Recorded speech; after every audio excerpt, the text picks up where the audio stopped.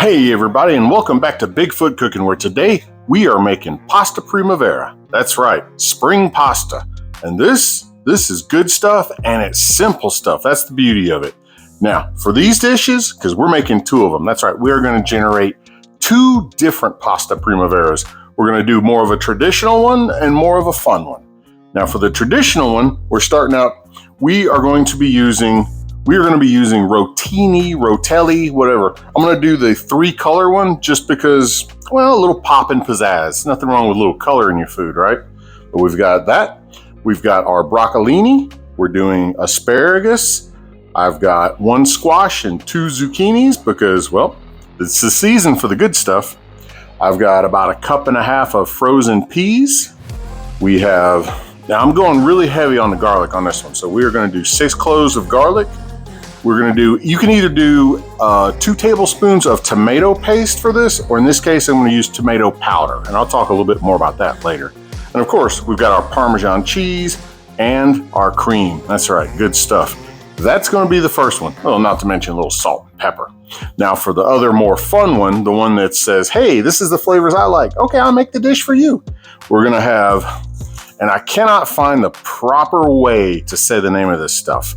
I don't know if it's Trattori or Tratali or whatever. It's spinning top in Italian. So somebody out there, I'm sure, can tell me, dude, you said that all wrong. And I'm okay with that. I no speaky de French. Good thing it's Italian, right? But we're going to use the top-shaped pasta. We're going to have spinach, carrots, some tomatoes that came right out of my garden. I tell you what, I love these little cherry tomatoes. Once they start growing, they are everywhere, and you got to find something to do with them, so why not pasta? Sorry, I had to sneak a bite. But we got carrots, tomatoes, peppers. We're going to use our baby portobello mushrooms, just a little bit of garlic for that. And of course, we're going to use our Parmesan cheese and our cream to make the sauce for that. Both of these are going to be kind of a cream base at the bottom of it, but this one's going to have a rose tint to it. Oh yeah, we're going to go in fancy and doing both things. So now that we know everything that's going into the dishes, we'll just prep this so that way once we get the pasta boiling, well, we can just move right along with cooking all these veggies up. Now, of course, to begin the process, make sure you rinse off your veggies. That way, whether you get them from the garden or from the store, if you've got people riding along, little bugs, little whatever, you blow them right out of the water. We're going to take our broccolini and trim off the end, because usually by the time it's cut and shipped to you, well, it's a little dry, a little crunchy, a little not what you want, but definitely a little chicken food. Now with the base snipped off of it, we're going to take and just kind of cut these. The biggest thing is bite size, because when you cook these things up, well, you're going to be just grabbing them with the fork, and you don't want to have 100% of one vegetable or another. So we're going to take the stems, take them down into bite-sized pieces, just like so, if it'll cut all the way through. And then when we get to the florets, well, same thing. Trim, trim. Get everything bite-sized. Now the good thing is, since all of our main veggies are going at the same time, I can just dump them all into one bowl. Now for the asparagus, the best way I found to get rid of the woody stalk on the bottom is just kind of grab it like this and twist up, and wherever it breaks, that's where the stiff part is. Chicken food. Kind of do that for all of these, and then you'll chop them into, I don't know, 3/4 inch size bites and go from there. Now these are a little bit smaller, but I have gotten some where when you go to break them, they'll break way up here, and this whole bottom part of it will be just really stiff, and there is no way that would be a good dish. So now we've got them all trimmed up. Let's line them up and let's hack them up.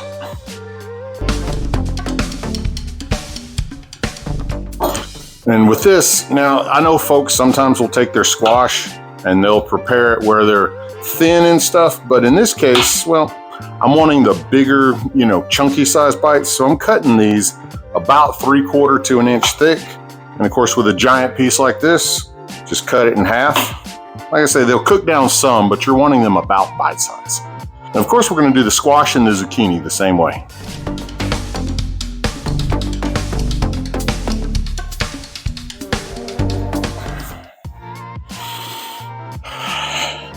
They hit the ground, they become chicken food.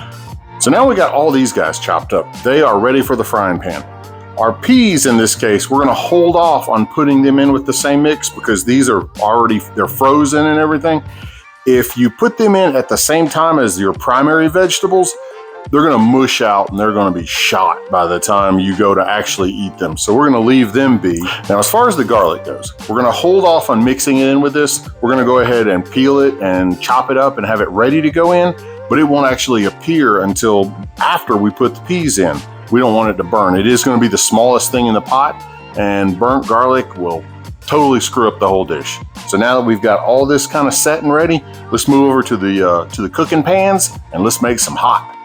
Now, of course, the first thing we got to do is get the pasta water boiling because, well, without the pasta, it's kind of hard to have pasta primavera. I've already got my pot full of water. We're going to go ahead and fire this bad boy up and get to that a boiling. While we're waiting on that, let's go ahead and lube up our first pan. Now, how much olive oil do you need? Well, enough to keep all the veggies from sticking. So, how much olive oil do you like? I mean, granted, you don't need a quart of it, but you do want to make sure you got enough to coat the bottom of the pan and have it everywhere so the veggies don't stick. See, and this is where I like using a heavy bottom pan because with a thin bottom or with a small, I don't want to say cheap, but more inexpensive frying pan, what can happen, you can get hot spots, and especially something like this where you have so many veggies, well, they can burn to it. Not what you're after. But you know what you are after? You are after a Bigfoot sticker. That's right. I'm giving a couple of these guys away. 8 of them, as a matter of fact, to random people. All you have to do is drop me a line at this here email. That's right, hairball@bigfootcooking, and say, hey, I want a sticker. And when I get to 750 subscribers, I'm gonna randomly pick 8 of you guys, send you off a sticker. Now there's 2 of them that are a little different. One of them, send me something interesting, unique, surprising, weird, whatever. The coolest one, I'll send you a sticker. And for the 750th subscriber, take a screenshot of it and send that one. Boom, you get one automatically. That is how you become a Bigfoot cooking sticker owner. And I won't even send you a $10.99. That's right, completely free. I'm even putting a stamp on it. So while we're waiting on this to get hot, I also hear, I'm afraid to say this, I also hear that Benson wants to teach a class on the English language. So let's see what he has to say.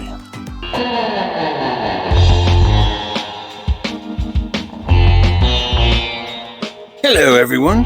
Today, I wanted to talk to you about the word primavera. It actually means the first of spring or spring-style vegetables. That's right. If you break down the word, primo means first or early, and vere is spring. That's right. It's a Latin word. It's fancy somehow. Now, this word started to be used around 1966. Doesn't mean much, but that's also when they started using the word acid rock and narc. Do with that information what you will. I don't know if I feel better or worse after hearing that, but, well, we've all heard it. So let's get back to the cooking. Now, our water's not boiling yet, but it's getting hot. Let's go ahead and grab us a professional grade pinch or 2 of salt. That way it helps flavor the pasta a little bit and keeps everything from sticking and just makes it right. We'll stir this up in here. And again, you want to wait for the water to boil. You don't want to just drop the noodles in warm water. It doesn't do the same stuff. Let's see if we're ready from here. Ooh, hold on. Let me see if you can hear this. Yep, I hear the sizzle. It is veggie time. Everybody, all aboard. Whew. Good times. Let's go ahead and stir this so that all the oil gets over everything. Now you can also do this if you've got a big frying pan. You can do it in that as well, but I mean, this way I can stir and move, and well, when the peas go in, I'm not chasing them across the floor because they jump ship. I think it sucked up all the olive oil, so we're gonna add just a touch more to the mix, so that way nothing is dry, nothing is crunchy, you know, everything is just right. The zucchini and the squash I got were pretty large. I mean, They didn't have any of the smaller ones at the store when I went and got these. So if you had the smaller ones, you could actually have just cut them and left them whole. But, you know, for these, as big as they were, a little too big to work with. I mean, you're not trying to, you're just wanting to eat like civilized folks. All right, we've had them in there for 4 or 5 minutes. Let's see what we got, because, you know, cook to taste, right? Okay. Things are softening up, but they're a little bland, so let's get ourselves a pinch of pepper and put in here, and a pinch of kosher salt. Just, like I say, not too much, but just enough to wake up the palate just a little bit. Give that a stir in. Let's see how that changes things. All right, let's try again. I mean, you can't really go wrong eating fresh veggies, right? Much better, much better. And they're getting pretty soft, so that's just about the time we're gonna plop in our 1.5 cups of frozen peas. Now, like I say, fresh, I would have put them in from the start. Dang, I still had one of them fly away. I even got the high sides here to keep it from. Well, I put the frozen peas in and the frying stopped just about instantly. Cooled that pan down just like that. All right, peas have become unfrozen. They're not hot yet, but they are no longer frozen. What we're gonna do now, I'm gonna pour a little bit, I got a little bit of a well right here. I'm gonna pour the olive oil right here, just so there's a little bit of a bath for the garlic to jump into. Oh yeah, these are a match made in heaven. Let that sit there for just a moment, kind of soften up, and then we'll stir it in with the rest of it. All right, good enough. Flavors combined. Just a pinch more salt in here, because again, it's, you know, cook to your taste. That's what matters. There's recipes, but recipes in truth, they're guides. You know, they say, hey, this is the way I made it and this is the way I liked it. But if you don't like it that way, or if you're having to watch salt even, change it a little bit. You don't like zucchini? Don't use zucchini. Use more spinach. Use more broccoli. Use more whatever you like. It's your recipe. I'm just showing you a way, not the way. Since I got this pot on the big burner and the other pot on the not as big burner, my water's not boiling yet. So I'm gonna have to pull this off because these guys are done. And well, I don't wanna cook them until they're super soft. They are right now they're beginning to soften up, but they're not quite loosey-goosey. So let's pull them out and let's work on the rose sauce while we're waiting on the water to boil. Now to start the sauce, you could either use a white wine, you could use chicken stock, or in this case, I'm using bone broth. But this is not your average bone broth. This is ostrich bone broth. Not something you've heard of? Well, check out American Ostrich Farms and they can turn you onto this stuff. Yep, still smells good. I canned this up a little while back and oh, I have not regretted it since. This stuff, it's not like chicken, it's not like beef. I mean, it's ostrich, but it is really good stuff. So we'll get this here heated up a little bit. Tell you what, we're gonna add ourselves a little bit of butter to the mix too, because butter makes it all better, right? And about the time the butter melts, we're gonna add in our cream. Now I'm getting a little ahead of myself, but I wanted to talk about the tomato powder because there is nothing fancy to this at all. All I did, I took the tomatoes that I'm getting so many of right now out of my garden, put them in the dehydrator and let the dehydrator do its magic. And once it got done with that, I just put it in the blender and poof, tomato powder. And if you'll take this and mix it like 1 part tomato powder to 1 part water, you have tomato paste. But you can literally mix this like 6 to 1 if you were making a tomato soup where you need it a lot thinner. This keeps better, it keeps your harvest from going bad, and you really don't lose anything out of it, and this will easily store winter. All right, our water has gotten quite angry. Let's go ahead and give it something to work with. Noodle time. Give them a quick stir once they hit the water. And we will let them be for about 6-7 minutes while we're working with the sauce. And as you see, our butter has disappeared, so it is time to add some creamer. Whee! Give it a little stir.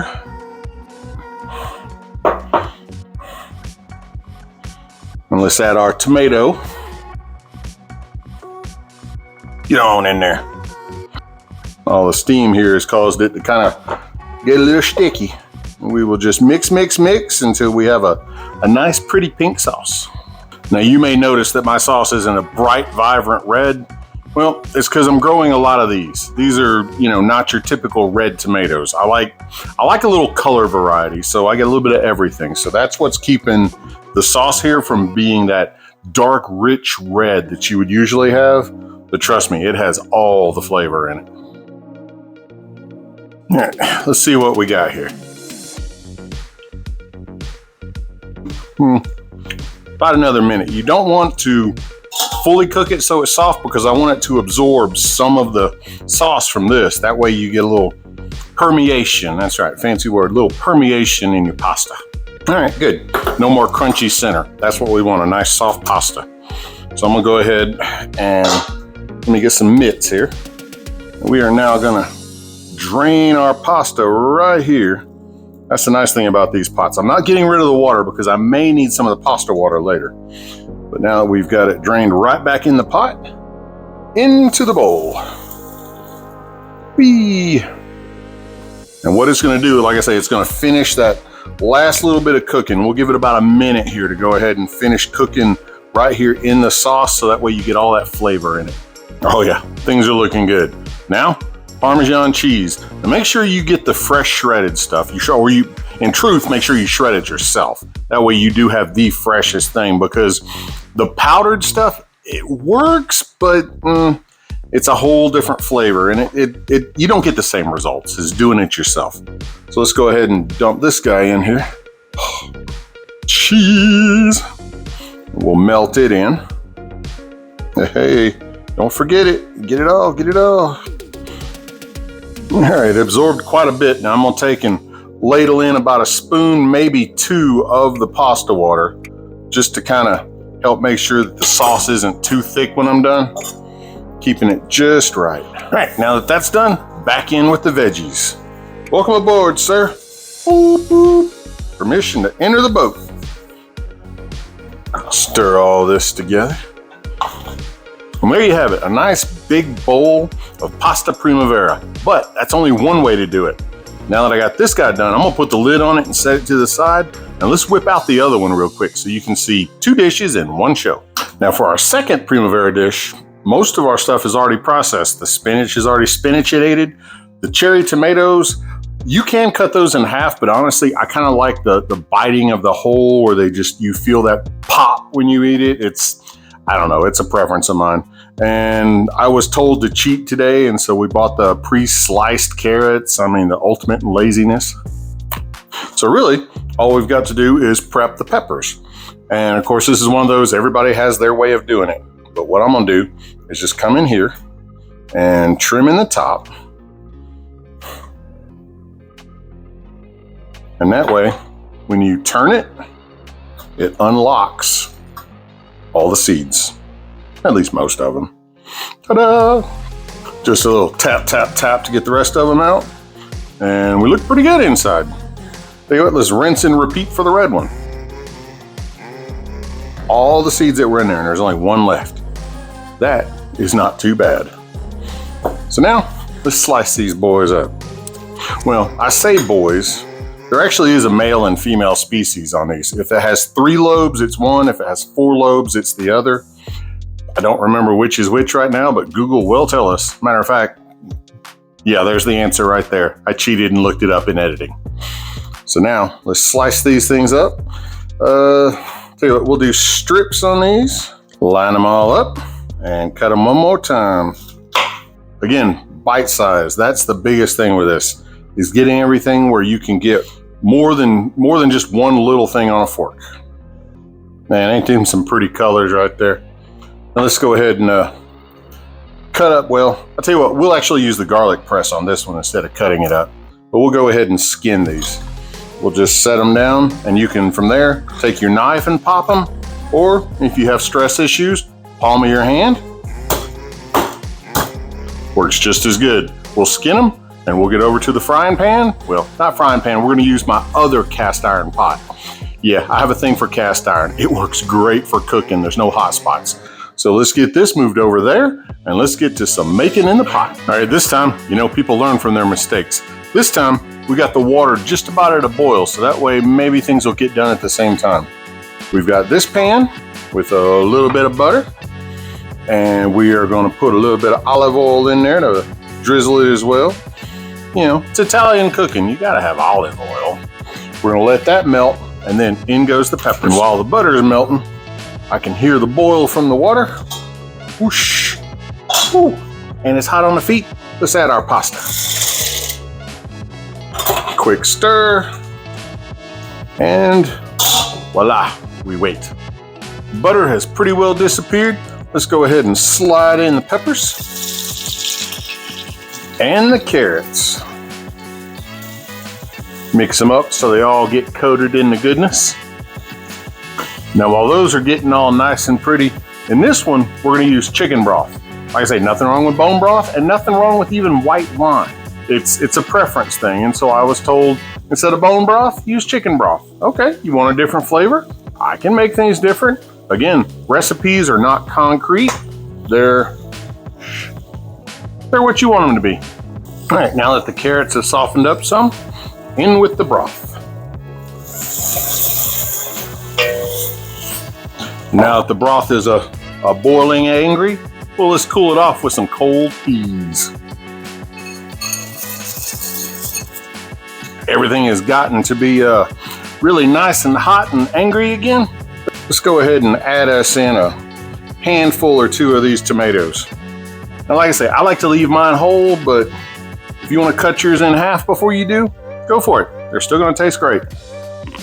Let's go ahead and load in our garlic with our world's best garlic press. Just push these boys in here and boom, shakalaka. Now I will have a link for this guy below because I'm telling you, out of all the little kitchen tools, the ones I generally don't try to, well, I don't try to sell stuff that I don't use or believe in or what have you. If I don't like it, it's not going to be in the list below. Let's just put it that way. All right, once again, boiling happy. Let's go ahead and add in some cream and some cheese. That's right. A little heavy cream for the sauce. Stir it in there real quick. And of course, a big old pinch, by meaning, you know, half a cup of Parmesan cheese. Now, before we get too far down the rabbit hole, a good pinch of pepper. Good pinch of kosher salt, just to wake everything up. A little swirly gig. A whole bunch of mushrooms, because I was asked to put a whole bunch of mushrooms in. So lo and behold, we will mush up the room. But it's okay. You could just about put as many of these as you want in here, because at the end of the day, they don't take up much room. And now for our little last of the veggies, we got ourselves a whole bunch of spinach here. And we are just going to, without mercy, dump the whole thing in there. And you know, when you cook spinach, it does shrink up a lot. So this should actually get down pretty small. You got a whole pot now, but wait till it cooks a minute. Look at that, disappeared in with the rest of it. Now, let's go ahead and get our pasta and dump it in. And the self-draining pan is a beautiful thing. Let all the water out here and pour right there. You ain't even got to travel far. Let's stir this mess in. Oh, we got a pot full of goodness here. See, I think I'm gonna put me a little more cheese in here because, well, it's a little bit loose and you could use cornstarch, but I've got the cheese, why not? Oh, I like how that looks right there. The sauce looks good, the veggies look good. I'm gonna cut this off and let it, if it was meat, I'd say let it rest. But I guess that's what I'm doing. I'm gonna give it a few minutes just to cool down so it is not absolutely burn the mouth hot. We're gonna plate this and we're gonna have us some din-din. And there you have it. 2 different pasta primaveras. However, one thing in common, they're all gonna get eat around here. I'm gonna take and add a little more cheese to it because I mean, you gotta, you know, it's all about the delivery and the presentation, right? A little more cheese on that guy. A little more cheese on this guy. Whee! Oh, you can't beat this stuff. I'm gonna add just a pinch of salt to this one because I added some during the process, but like I say, maybe or maybe not, I may have been snacking on this the whole time. So just a little more flavor to it. Now let's start out with our basic one, our more true to the spring vegetable, I guess you'd say, Mr. Benson so wonderfully taught us about. See, I like this because it's simple. It's not complicated. There's no crazy depth of flavor, I guess you'd say. I did add some basil and some parsley to the mix to give it just a little bit more of that Italian flavor, but overall, not bad at all. Oh, I'm supposed to eat the other one too. So let's stab into this guy. A little bit of everything if I can, because I really do like cooked tomatoes, especially the cherry ones, because like I say, they kind of pop when you eat them. Oh yeah, that one is really good. This one gives you that feeling of home, you know, where after you've eaten a meal and you're satisfied, you feel good. But all the flavors are popping. You got the peppers in there to give it a little bit, a bunch of spinach. And of course, this one's still steaming hot because, well, I made it second. You know, I mean, you can't go wrong. You got broccolini in this one. Heck, you could probably even mix the two together and make your own something. I know one thing though. I know I'm eating good tonight and probably eating good tomorrow with 2 big old pots of pasta here. And I know too that Bigfoot is real. Y'all eat, enjoy, and take care.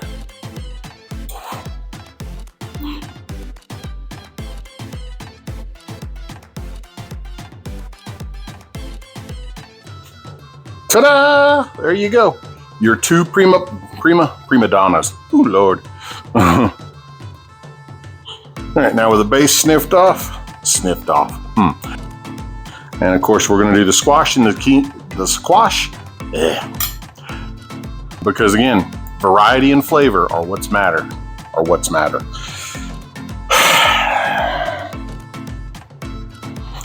Psst. Bigfoot is real.